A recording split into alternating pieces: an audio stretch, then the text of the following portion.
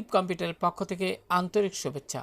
প্রিয় শিক্ষার্থী, আপনারা যারা অ্যাডব ফটোশপ ব্যবহার করেন তাদের জন্য আজকের এই টিউটোরিয়ালটি খুবই গুরুত্বপূর্ণ।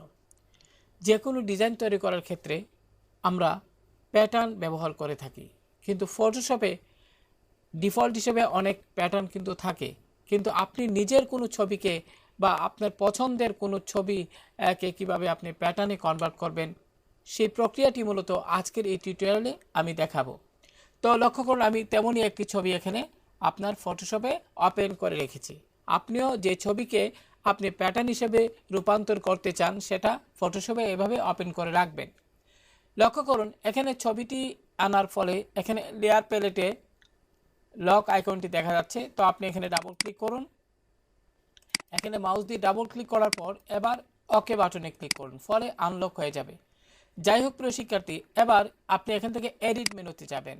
এডিট মেনু থেকে ডিফাইন প্যাটার্ন আপনি এখানে ক্লিক করুন। ডিফাইন প্যাটার্নে ক্লিক করার পর যে উইন্ডোটি আসবে, এখানে নেম লেখাটি আপনারা দেখতে পাচ্ছেন। আপনি ইচ্ছে করলে এখানে অন্য কোনো নাম দিতে পারেন। তো আমি এখানে প্যাটার্ন টাইপ করছি, PATTARN। হ্যাঁ, প্যাটার্ন আমি এখানে টাইপ করলাম। এখানে এবার ওকে বাটনে ক্লিক করুন। আপনি ইচ্ছে করলে কোনো নাম না দিলেও চলবে। এখানে ডিফল্ট হিসেবে যেটা থাকবে সেটা আপনি পরিবর্তন করতে যদি না চান তাহলেও কোনো সমস্যা নেই, আপনি পরিবর্তন করতে পারবেন। যাই হোক, এবার ওকে বাটনে ক্লিক করুন। তো প্রিয় শিক্ষার্থী, হয়ে গেল প্যাটার্ন তৈরি করা।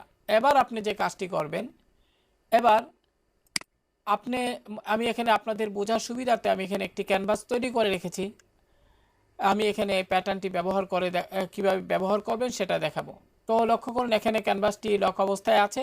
তো আমি এখানে ডাবল ক্লিক করে আনলক করে নিলাম ওকে বাটনে ক্লিক করে। এবার এখানে এই লেয়ার প্যালেটে এই অংশে ডাবল ক্লিক করুন। এবার যে উইন্ডোটি আসলো, এক্ষেত্রে আপনি খেয়াল করুন প্রিয় শিক্ষার্থী, প্যাটার্ন ওভারলে আপনি এখানে মাউস দিয়ে ডাবল ক্লিক করুন, ফলে ডিফল্ট হিসেবে এখানে যে প্যাটার্নটি আছে সেটা কিন্তু ক্যানভাসে দেখা যাচ্ছে। এবার আপনি যে কাজটি করবেন সেটা হলো, এখানে প্যাটার্ন এর এখানে ডাউন এরো চিহ্নতে ক্লিক করুন। তারপর এখানে আপনি একটি কথা বলা প্রয়োজন, আপনি যে প্যাটার্নটি তৈরি করবেন সেটা কিন্তু সবার শেষে দেখাবে। তো আমি এটি যেহেতু তৈরি করলাম, আমি এখানে ক্লিক করলাম।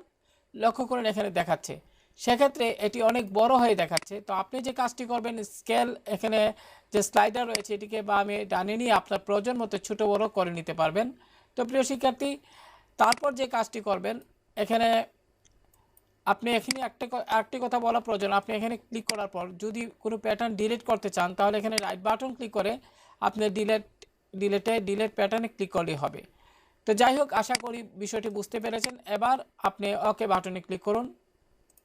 লক্ষ্য করুন, এখানে কিন্তু প্যাটার্নটি চলে আসলো। তো এভাবে আপনি যে কোনো ছবিকে আপনার প্যাটার্নে রূপান্তর করতে পারবেন। তো ভালো থাকুন সবাই, আল্লাহ হাফেজ।